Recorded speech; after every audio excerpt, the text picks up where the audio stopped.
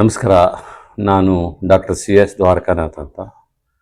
ಆ, ಕರ್ನಾಟಕ ರಾಜ್ಯ ಹಿಂದುಳಿದ ವರ್ಗಗಳ ಆಯೋಗದ ಮಾಜಿ ಅಧ್ಯಕ್ಷನಾಗಿದ್ದೆ. ಈಗ ನಾನು ವಕೀಲನಾಗಿ ಕೆಲಸ ಮಾಡ್ತಾ ಇದ್ದೇನೆ. ನಾನು ಸುಮಾರು 17 ವರ್ಷಗಳಿಂದ ಕೂಡ ಎಸ್ ಟಿ ಪಿ ಐನ ಭಾಳ ಹತ್ತಿರದಿಂದ ನೋಡಿದ್ದೇನೆ. ಎಸ್ ಟಿ ಪಿ ಐನ ಅನೇಕ ಸಭೆ ಸಮಾರಂಭಗಳಲ್ಲಿ ನಾನು ಭಾಗವಹಿಸಿದ್ದೇನೆ. ನನಗೆ ಎಸ್ ಟಿ ಪಿ ಐ ಯಾಕೆ ಇಷ್ಟ ಆಗುತ್ತೆ ಅಂತಂದರೆ, ಆ ಹುಡುಗರಲ್ಲಿರುವಂತಹ ಬದ್ಧತೆ ನನಗೆ ಭಾಳ ಇಷ್ಟ ಆಯಿತು. ಭಾಳ ಬದ್ಧವಾಗಿದ್ದಾರೆ. ಆಮೇಲೆ ಅವರು ಯಾವಾಗಲೂ ಕೂಡ ಜಾತ್ಯತೀತವಾಗಿದ್ದಾರೆ.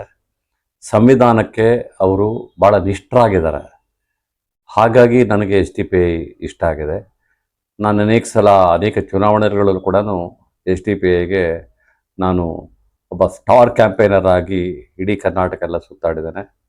ಎಸ್ ಟಿ ಪಿ ಐ ಪರವಾಗಿ ನಾನು ಕ್ಯಾನ್ವಾಸ್ ಕೂಡ ಮಾಡಿದ್ದೇನೆ. ಎಸ್ ಟಿ ಪಿ ಐ ಅಂತಹ ಪಕ್ಷಗಳು, ಅದರಲ್ಲೂ ಪ್ರಾದೇಶಿಕ ಪಕ್ಷಗಳು, ಅದರಲ್ಲೂ ಮೈನಾರಿಟಿ ಬೇಸ್ ಆಗಿರುವಂಥ ಪ್ರಾದೇಶಿಕ ಪಕ್ಷಗಳು ನಮಗೆ ಇವತ್ತು ಭಾಳ ಇಂಪಾರ್ಟೆಂಟ್ ಆಗಿದ್ದಾವೆ. ನಾವೀಗಾಗಲೇ ಒಂದು ಎಕ್ಸಾಂಪಲನ್ನು ಬಿ ಎಸ್ ಪಿ ನೋಡಿದ್ದೀವಿ. ಒಂದು ಶೆಡ್ಯೂಲ್ ಕ್ಯಾಸ್ಟ್ ಬೇಸ್ ಆಗಿರುವಂಥ ಒಂದು ಪಾರ್ಟಿ 4 ಸಲ ಒಬ್ಬ ಮುಖ್ಯಮಂತ್ರಿನ ತರಲಿಕ್ಕೆ ಸಾಧ್ಯ ಆಗುತ್ತೆ ಯು ಪಿನಲ್ಲಿ. ಅದೇ ರೀತಿಯಲ್ಲಿ ಎಸ್ ಟಿ ಪಿ ಐ ಕೂಡ ಒಂದು ಮೈನಾರಿಟಿ ಬೇಸ್ ಆಗಿರುವಂಥ ಪಾರ್ಟಿ. ಈ ಪಾರ್ಟಿಲಿ ಎಲ್ಲರನ್ನೂ ಸೇರಿಸ್ಕೊಂಡು ಎಲ್ಲರನ್ನೂ ಅಕಾಮಿಡೇಟ್ ಮಾಡಿಕೊಂಡು ಕೆಲಸ ಮಾಡ್ತಾ ಇರೋದಿದೆಯಲ್ಲ, ಆ ಬದ್ಧತೆ ನನಗೆ ಭಾಳ ಇಷ್ಟ ಆಗಿದೆ. ಆದ್ದರಿಂದಾಗಿ ಎಸ್ ಟಿ ಪಿ ಐ ಇನ್ನಷ್ಟು ಚೆನ್ನಾಗಿ ಬೆಳೀಲಿ, ಇನ್ನೊಂದಷ್ಟು ಕೆಲಸಗಳನ್ನು ಮಾಡಲಿ.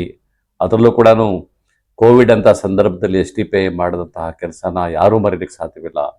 ಯಾವುದೇ ಒಂದು ನೆರೆ ಬಂದಾಗ ಅಥವಾ ಯಾವುದೇ ಒಂದು ನ್ಯಾಚುರಲ್ ಕಲಾಮಿಟೀಸ್ ಆದಾಗ, ಕೋವಿಡ್ ಬಂದಂಥ ಸಂದರ್ಭದಲ್ಲಿ ಅವರು ಮಾಡಿದ ಕೆಲಸನ ಅವ್ರ ಶತ್ರುಗಳು ಕೂಡ ಮೆಚ್ಕೋಬೇಕಾಗತ್ತೆ. ಆ ರೀತಿಯಲ್ಲಿ ಕೆಲಸ ಮಾಡಿದ್ದಾರೆ ಹುಡುಗರು.